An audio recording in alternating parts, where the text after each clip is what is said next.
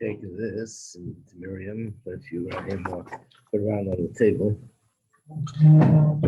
Okay.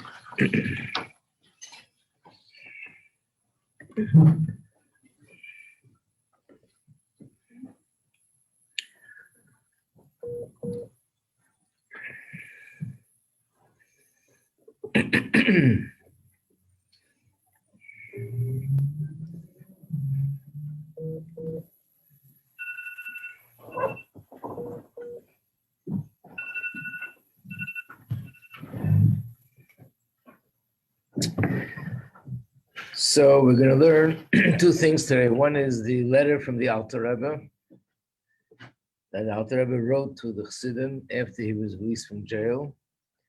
And this letter is part of Tanya. It's in the fourth volume of Tanya, which is called the Geras HaKodesh. It's a compilation of letters. And this is the second letter. So we'll start.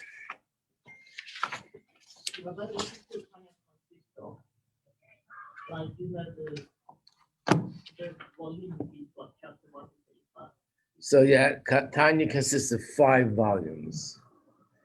The first volume is 53 chapters, and that's usually referred to as Likutei Amorim. That's the beginning. The second one has 12 volumes, 12 chapters, and that's called Shari Yichud V'Amunah. The third volume is Igeres HaTshuva, what we learned here in the beginning of the year, also has 12 chapters. And then the fourth volume are the letters, has a separate name. It's called Igeres HaKodesh, which means holy letters. And that has 31 chapters. And then the last part of Tanya, the fifth part, is called Kuntur Safran. That's the shortest. Has no numbers to the chapters, but it's called Kuntur Safran, which means like the final or the last pamphlet or attachment to the whole Tanya, but it's part of Tanya. So in a sense, Tanya has 5 parts, which also corresponds to the 5 parts of the Neshama, Nefesh, Ruach, Neshama, Chai Yechida. The Chumash has 5 parts, and so Tanya is also set up in such a way it has 5 parts. The initial part of Tanya that was written by the Alter Rebbe himself, and this was declared as the book of Tanya, is the first 3 parts. In other words, the Likutei Amorim, the 53 chapters, Shari Yichud V'Amunah, there's 12 chapters, and Igeres HaTshuva. The other 2 chapters were printed and added later by the Mittel Rebbe, even though there was so much Chassidus from the Alter Rebbe, from the Mittel Rebbe, but he saw that these chapters belong to Tanya, they're part of Tanya.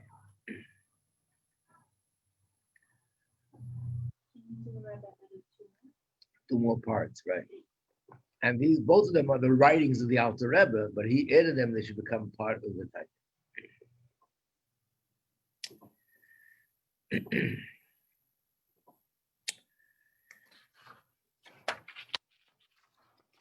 So it starts on page 24. We're reading from Lessons in Tanya, and it's the second letter. So it's page 24. And it starts with the words from the Chumash, from actually the Parsha of Vayishlach, because that's the time of the year also the Alter Rebbe had his redemption. It was actually on the Yeshiv, but it's still, this was the time related to it. And these are the words that Yaakov Avinu said, Katainti mikol chasadim mikol emes. I become small from all the favors and all the truth. What does this mean? This was at the moment that Yaakov was being confronted by Esav. And there was a fear that Esav might chas v'shalom harm him. But the truth is, there was no reason to have any fear, because didn't Hashem promise Yaakov, I'll protect you, I'll watch over you, and he told him that before he even went out on his journey. So why was he afraid? So he was afraid because of this reason. So Rashi explains, Pirush, this is Rashi's explanation, I become small means that all my merits have become small. Every person has a schus, has a merit. And Yaakov had many merits, and because of that, Hashem said, I'll protect you. But Yaakov said, my merits have become small because I sort of used them out to protect me from so many things that happened before. He had so many issues, so many situations where his life was in danger. Remember the story that Esav's son ran after and wanted to kill him, and his life was saved. And other things happened, and he was saved. So Hashem saved me so many times. So now maybe there's very little left of my merits to protect me. So that's the simple explanation according to Rashi. And the word I became small doesn't mean I became small, it means my schusim, my merits became small. But the Alter Rebbe is explaining it now on a deeper level, that actually Yaakov is saying, I became smaller. I became smaller in my importance, in my quality than I was before. How's that possible? And why is it? Because Hashem was kind to me? What's the connection? That because Hashem was kind to me, that's why somehow my level was diminished, my level became less. So the answer is on page 25.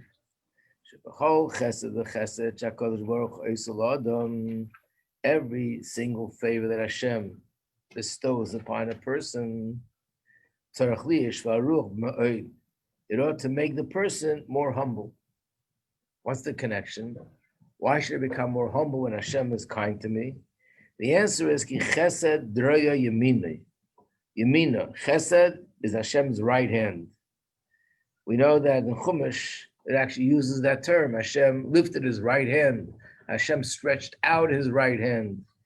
So, as we know that one of the basic principles of belief is Hashem does not, chas v'sholom, have any form or shape, and certainly not a physical form.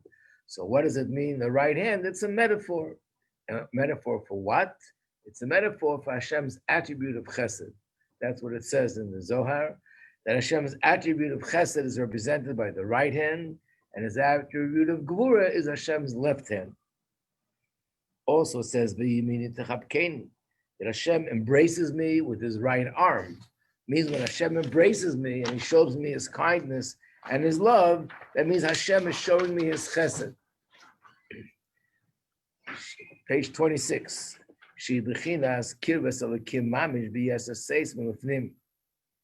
That means Hashem is coming close to me and showing me his closeness and his love more than before.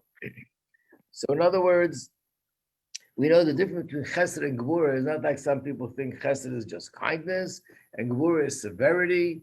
Basically, according to Chassidus, the real essence is chesed is to reveal, to become close, and gvura is to withhold, to conceal.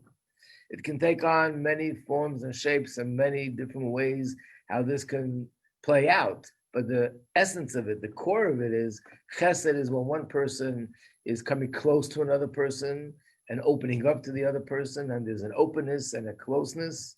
And gevura is when there's a pulling back and a withdrawing and a concealment. So when we say that Hashem is extending his chesed, it means Hashem is revealing himself to me. This is Hashem showing his closeness to me much more than before. And the principle is, the closer a person is to Hashem, the higher it is, he becomes raised to higher heights, closer to Hashem. That makes the person feel more and more humble.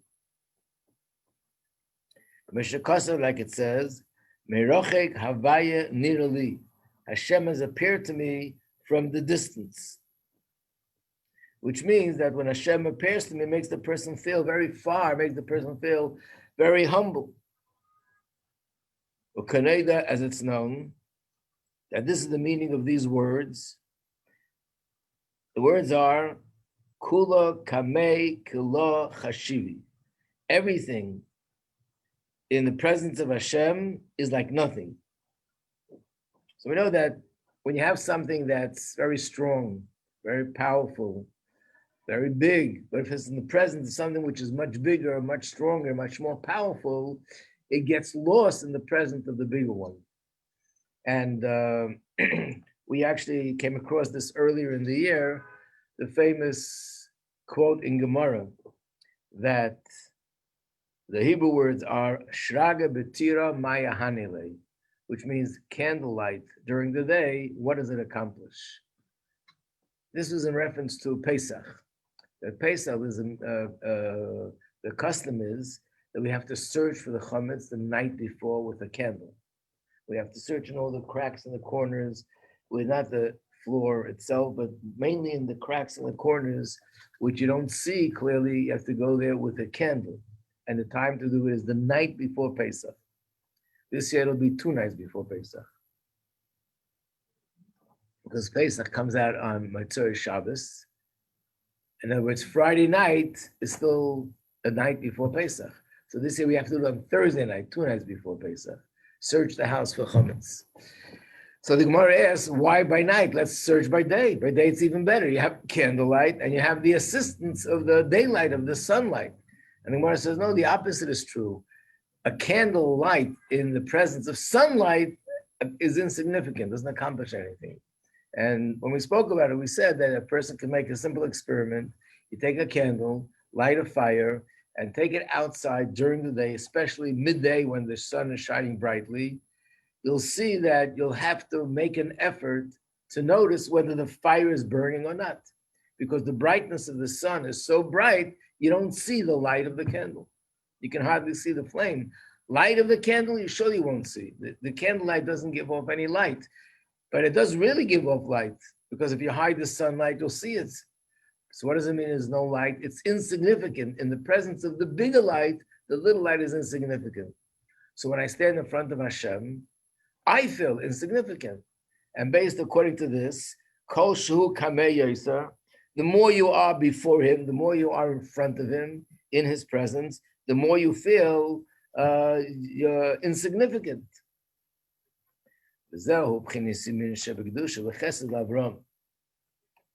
I mean, this is the answer. Many people find it very difficult to understand. How could tzaddikim be humble? How could Moshe Rabbeinu be humble? These are people who are great tzaddikim. They knew that their knowledge of Torah exceeded everybody in the generation, let's say. Nobody has much knowledge as they have. Nobody davens the way they daven. Nobody does mitzvahs the way they do mitzvahs. So how could they not feel great about themselves? There's a few answers to this question. But one answer is because they're so close to Hashem that in Hashem's presence, no matter what they do, they feel totally humbled by the greatness of Hashem. And that's what he's saying. And in fact, the greater the tzaddik, because it says in Chumash that Moshe Rabbeinu was the most humble person that ever lived. That's even more difficult to understand. If we were to say Moshe Rabbeinu was also humble, okay, I can live with it. But to say that he's more humble than anybody else, how could the person who was greater than everybody else be more humble than everybody else? And the answer is because he constantly was aware of Hashem's presence, and he constantly felt that he is in the presence of Hashem, and Hashem is in his presence. So therefore, in the presence of Hashem, he was totally humble. And in fact, the more you are closer to Hashem, the more humble you are. And that's what it says by Avram also. He says, I'm like dust and like ashes, which means just like dust is insignificant, ashes are insignificant compared to what they used to be. If you compare it, take a table and you burn it and you're left with ashes, the ashes have no significance compared to the table. So the ashes are insignificant. You can't do anything with it. You can't do anything with earth and dust. So Abraham Avinu said, I am like dust and earth, like I'm nothing. Why? How do you feel that way? What do you mean nothing? It says that he was brilliant. The Torah, especially in Chassidus, explains his level of chokhmah was like the chokhmah of Atzilus. He had the highest level of chokhmah we could imagine. His kindness was the greatest kindness we could imagine. And nevertheless, he felt like nothing. And the answer, of course, in the presence of Hashem, he was nothing. The same principle applies to Yaakov. That Yaakov, who was the tzaddik of the highest order, he felt the presence of Hashem, And he said that he feels so humbled that therefore he's afraid of Esav. Maybe he doesn't really deserve to have Hashem's bracha. This is how Yaakov justified the fear that he has of Esav, even though he had Hashem's promise that Hashem said, I will protect you. Because Yaakov regarded himself in such a humble way. What made him feel so humble? All the kindness that Hashem showed him. What's the connection?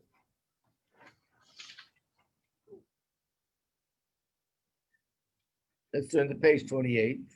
Yaakov said, I only crossed the Jordan with my staff, because we know that Esav's son took away all his money. He really wanted to kill him. And Yaakov said, take all my money and it'll be as if you fulfilled your father's command. But because Hashem saved his life with that and saved his life with other things, he's considered himself that he's totally not deserving and he's unworthy that Hashem should give him his bracha. Maybe the sin that I did is going to cause that I don't deserve Hashem's protection. So Rashi says, "Shenidma be'einav shechata." It appeared to him, it appeared to be in his eyes that he sinned. No, it's not Rashi. This is the words of the Alter Rebbe. It appears to him that what does it mean? It appears that he sinned. Did he sin or did he not sin? How could you think that you sinned?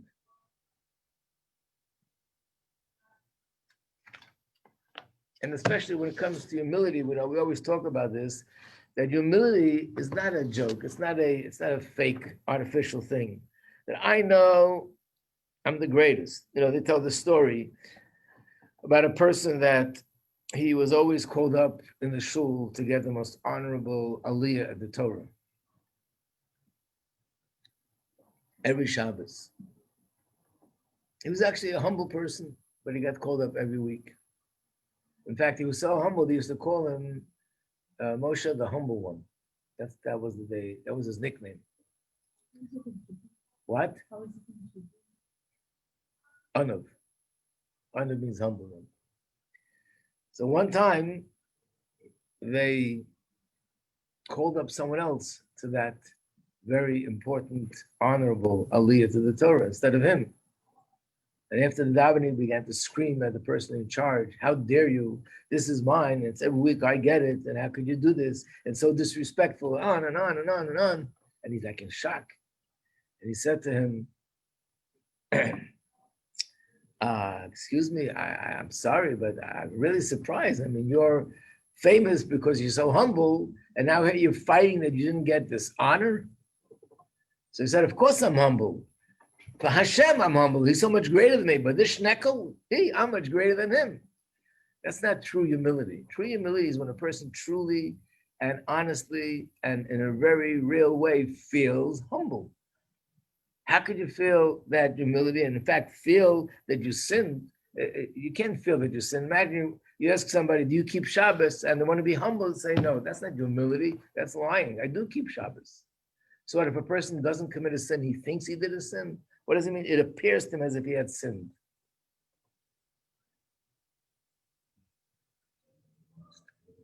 So the answer is, we learned about this in the beginning of the year, so I'm just going to go over it again, but you probably remember it. If you remember, there was a story we were told with someone called Rabbi Gaon, one of the greatest Gaonim. And he was davening, and davening he was saying, Shamnu, Bagadnu, Gazalnu, like everybody else. And the student asked him, why are you saying this prayer? Why are you doing this tshuva? It doesn't apply to you. Nothing you said here applies to you. You didn't commit any sins. So he answered him that a certain innkeeper once taught him how to do tshuva. And when he said, what does that mean? He told him the story that he was traveling and he stayed at an inn. The innkeeper had no idea who he was. In those days, there were no pictures of people. So the innkeeper took care of him. But apparently after a few days, someone found out that he's in town. And he was like the greatest Torah authority in the entire generation. So one day, the innkeeper walks outside and he sees hundreds of people outside the inn. And he's shocked, had no idea. He says, what's everybody doing here? What's going on? And he said, you don't know? Reb Sadia Gaon is one of the people staying in your inn. Sure enough, Reb Sadia Gaon came out to greet the people. And when he saw Reb Sadia Gaon, he fell to his feet. And he was sobbing and crying and begging for forgiveness. And he said to him, what are you crying about? And what are you begging for forgiveness? You took very good care of me. You gave me breakfast, lunch, and supper. You made the bed. You gave me the linen. You gave me towels. You gave me everything that I needed. What are you crying about? And as he's sobbing, he says to him, but if I would have known it's you, I would have done it totally on a different level. And Rabbi Sadia Gaon concluded and he said that every day, in other words, this person felt that what I did was very nice for an ordinary person. But someone like Rabbi Sadia Gaon, I should have been attending to him on a whole different level completely. And I can imagine that you are preparing a meal for a guest. Someone told you, there's a guest coming, could you prepare a nice meal? You prepare a nice meal.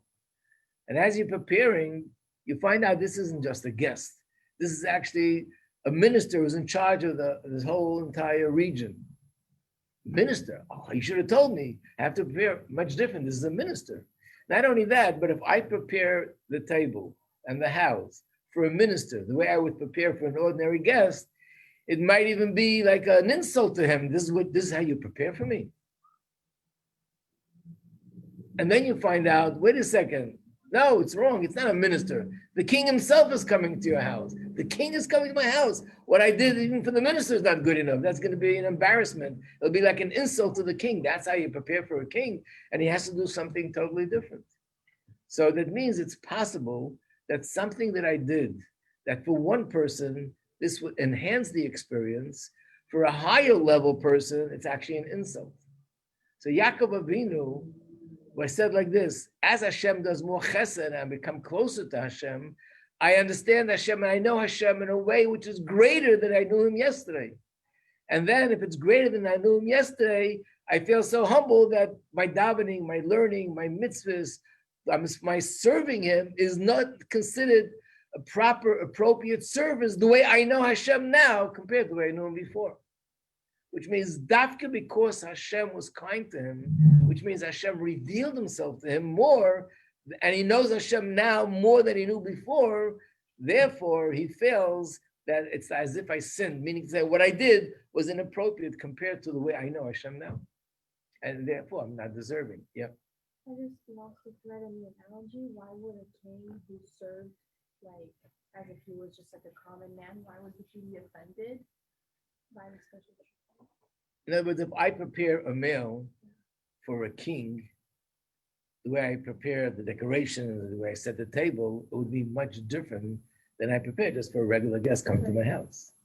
So in other words, if a king walks in and he comes to the house and he sees you prepared food and dishes and all the things on the table are set up in a very ordinary fashion, that's disrespectful. Okay.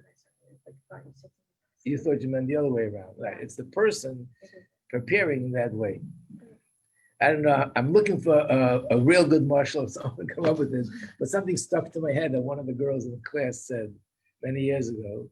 And she said, you can go in the store today and you can buy beautiful, beautiful plastic ware, plastic dishes, plastic forks and spoons. They look mamish like China, but it's not China. It's only plastic. So people would do a Sheva brachas very often, or they have a lot of guests in their house. They prepare the table, you walk in, it's beautiful with the nice dishes, the nice spoons and forks, nice napkins, everything looks beautiful. But if it's a king and you're giving him plastic, that would be an insult. A king, you have to have real china. So the same thing that for other people, everybody would go, wow, wow, wow. For the king would be, how dare you? And that's where Yaakov felt. And in fact, in this kind of Aveda, the higher you go, so in the case of Rabbi Sadia Gaon, he was just saying in general, I learn more about Hashem every day, I become greater. But when Hashem is kind to me, that means Hashem is exposing himself to me. If he exposes himself to me, now I see him more clearly. I see him more clearly. I feel so insignificant with the Aveda that I did yesterday. And in fact, it might even be, it means that's what the words mean. it appears to him as if he has sin, not chas v'shalom, sin in a very literal sense. In fact, this answers a question. When people study Hasidus, one of the things that are revolutionary, and even people who are from Jews and study Torah and are very committed to Torah, they have a hard time with this, explaining and understanding what it says in Tanya, that a tzaddik doesn't do an Avera. The Alter Rebbe says in Tanya, even a Beinani doesn't do an Avera. When you learn Tanya, even a person who's on the level of Beinani will never violate nothing in thought, in speech, or in action. But if you spoke to someone who's not familiar with Tanya and say, what are you talking about? Avraham Avinu did Averas, Hashem was upset with him. Yitzchak, Yaakov, Moshe, they're only humans, so people do Averas. But when you study Tanya and you realize what a true tzaddik is, he never does Averas. And one of the strongest questions there's actually a quote in Gemara, very famous quote, Ein tzaddik ba'aretz asher yaseh tov v'lo yechta. There is no such thing as a tzaddik in the world that does only good and will never sin.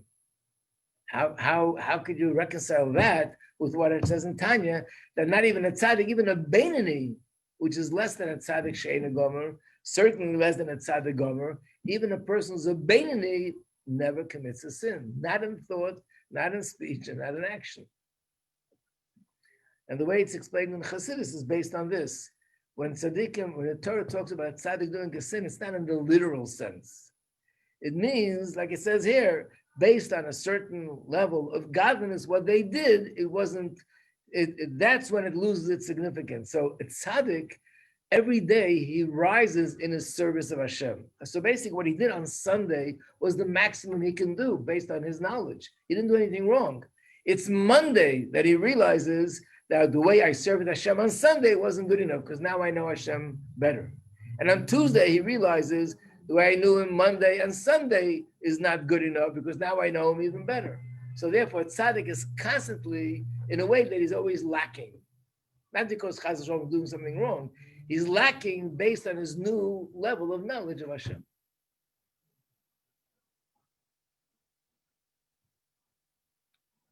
The Rebbe once used the analogy of Hanukkah candles, which is if you light 2 candles on the second night of Hanukkah, did you do anything wrong?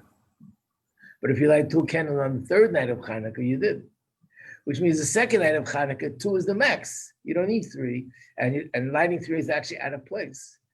But now there's a new day and another new miracle, and the third day of miracles, you have to light 3 candles, 4 candles, and that's how we go from day to day. That's the way of a tzaddik. What about all the stories in Chumash? When you study Chassidus, we realize there's deeper meaning to those stories, and it has there's a deeper reason for what happened. It's not what appears on the surface, and the deeper reason means there was something that happened, but it's not an aver, not Chas v'shalom, that he violated Hashem's will. When you look at the Torah just on a superficial level, you don't see that, and therefore you think, oh, he was just like us. He did an aver. He did an aver.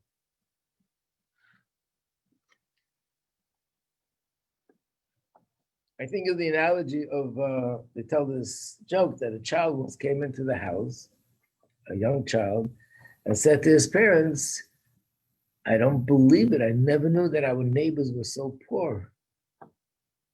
And the mother says, why are you saying that? What makes you think that they're so poor? And he says, you should have seen what just happened. What happened?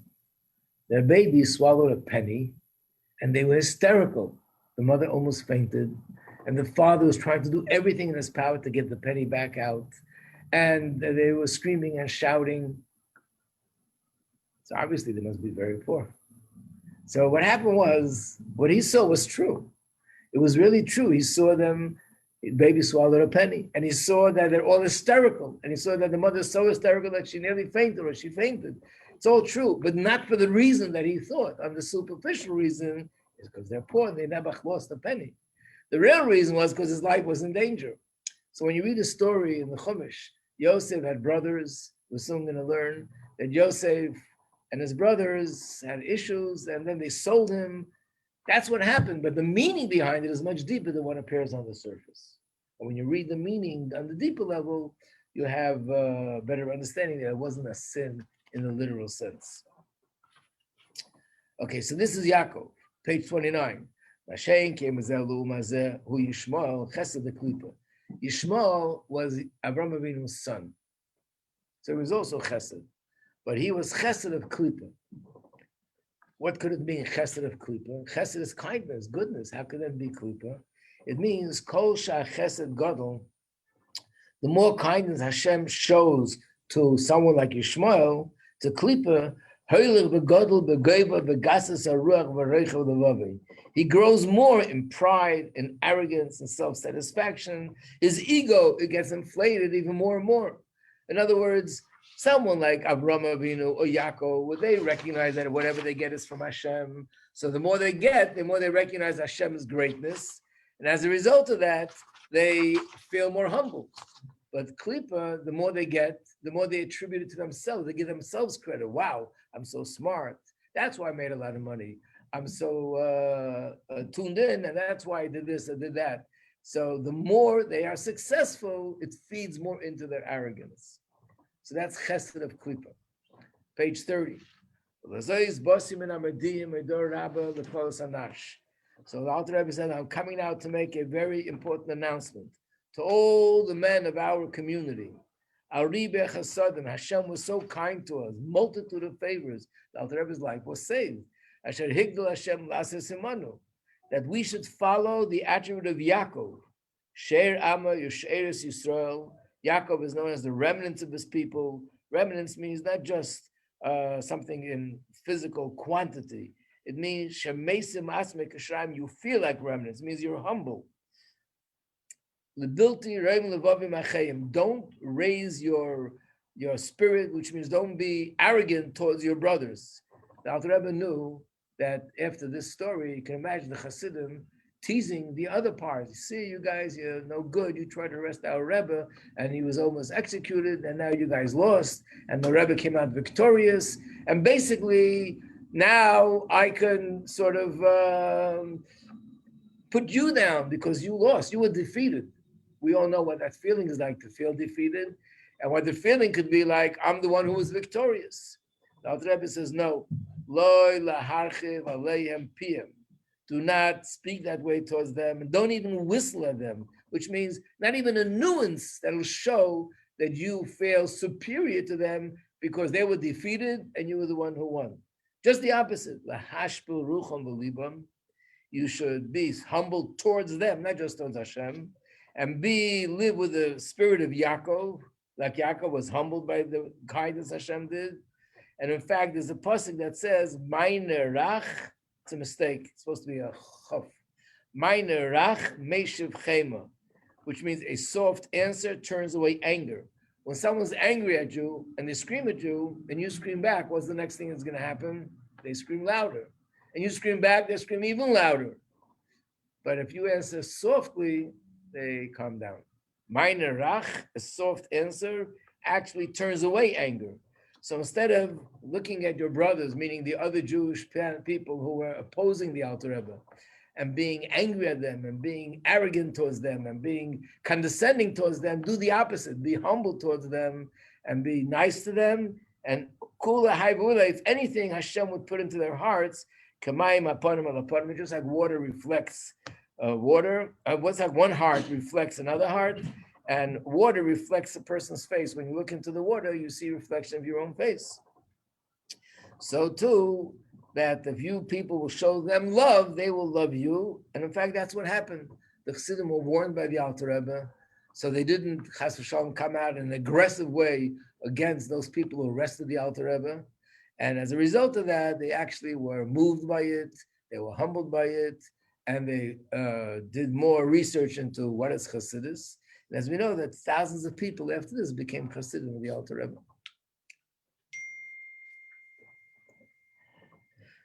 There's another thing that I wanted to do. There's not enough time, so I guess we'll just do the best we can.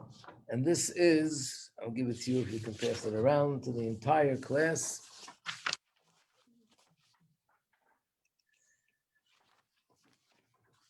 So this is a letter that the Rebbe Rashab wrote. And this letter is printed in Hayom Yom, the first thing in Hayom Yom. And this letter, it's, on one side is Hebrew, the other side is the English. This is considered a historic letter. That the Rebbe Rashab, the fifth Rebbe of Chabad, wrote something here which is revolutionary. It was never known to the Chassidim to that day. This letter was written Tov Reish Samach Beis, which is 1902. It was actually a few months before the Alter Rebbe, our Rebbe was born. That year, the Rebbe was born in Nisan, and this was in Kislev. And everyone knew that Yutas Kislev we celebrated because the Alter Rebbe went out of jail. Everybody knew Yutas Kislev was not only the day the Alter Rebbe went out of jail, but on that day, the heavenly court ruled that the Alter Rebbe could spread Chassidus in an unlimited way, no restrictions anymore. The Rebbe Rashab introduced something even more, and he said, let me see the words inside. Let's read the first paragraph. The 19th of Kislev is the festival on which Hashem redeemed our souls in peace, and our soul's illumination and vitality was given to us. Chassidus is compared to light and chayis and vitality. I mean, meaning just like light physically, when you turn the light on in a room, you don't create anything new. Imagine you walk into a room, it's at night, and the room is dark. Then you turn on the light. When you turn on the light, you see beautiful furniture, beautiful bookcase, a lot of amazing books that you could use, other amazing accessories that are in this room. You didn't create them by putting on the light. They were all there before. But when the light was off, you didn't see them. You didn't really know what it was. Now that I put on the light, I could see it. Chassidus does not create anything new. Chassidus is just a deeper understanding of everything that's found in Torah and mitzvahs and everything in Yiddishkeit. So Chassidus is considered the light within Torah, and it's our vitality that when a person studies Chassidus, the passion for Hashem, the passion for Yiddishkeit, the passion for Torah mitzvahs is so much greater. So this is the day, is Rosh Hashanah for Chassidus. These few words were revolutionary. To say that it's like Rosh Hashanah for Chassidus. And what does that mean? It means, in a sense, just like on Rosh Hashanah, Hashem judges us, and on Rosh Hashanah, Hashem rules how much sustenance he'll have for the rest of the year. On this day, in a way, Hashem rules how much Chassidus and how much benefit from Chassidus I will be able to gain for the rest of the year, which is really a whole new way of looking at the day of Yutas Kislev. And that's why if you look in the Hayom Yom today, the last words in the Hayom, it says Good Yom Tov. And then it says, may you be written and inscribed in a good year for learning Chassidus and for living the life of a Chassidic way of life. Why that kind of blessing? Because that's a blessing we give you for Rosh Hashanah, which means, listen, everyone has free choice.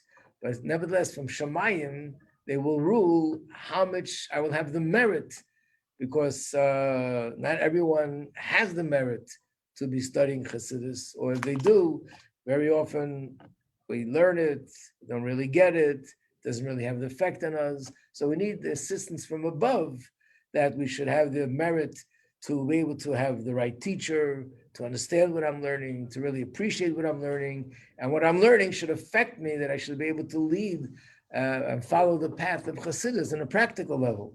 So on Rosh Hashanah, in a sense, every person is given that bracha for the coming year.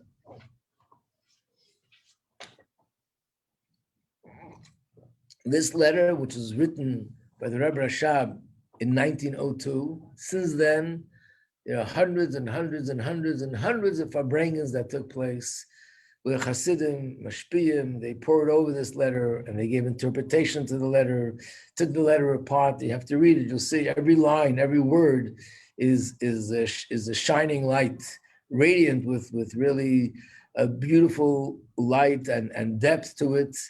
And there's a lot to learn, a lot to understand, a lot to explain. But Hashem put us into this world, which is a physical world, a limited world. And one of the limitations are called time.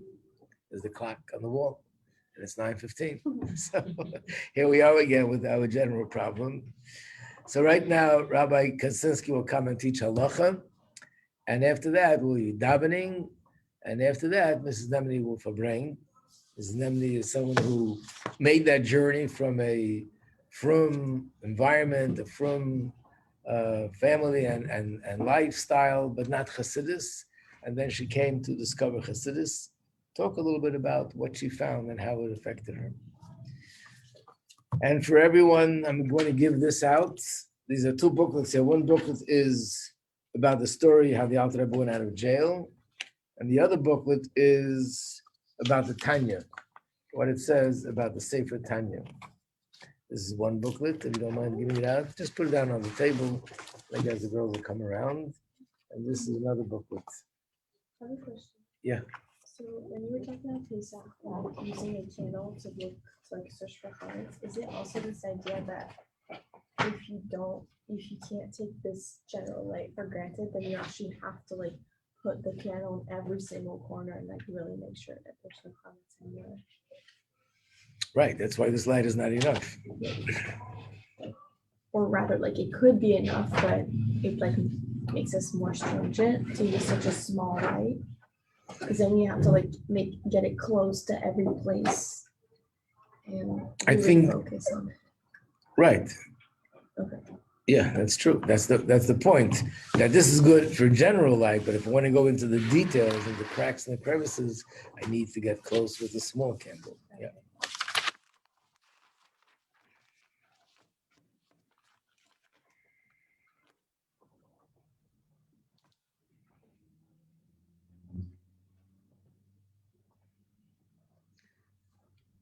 Hi, Nati. Good morning. Good morning. Thank you. Good to see you on again. How do you feel? Baruch Hashem. Good. Finishing quarantine. Baruch Hashem. Today is the last day. Oh, wow. Okay. So you can enter Yutas Kislev as a free person.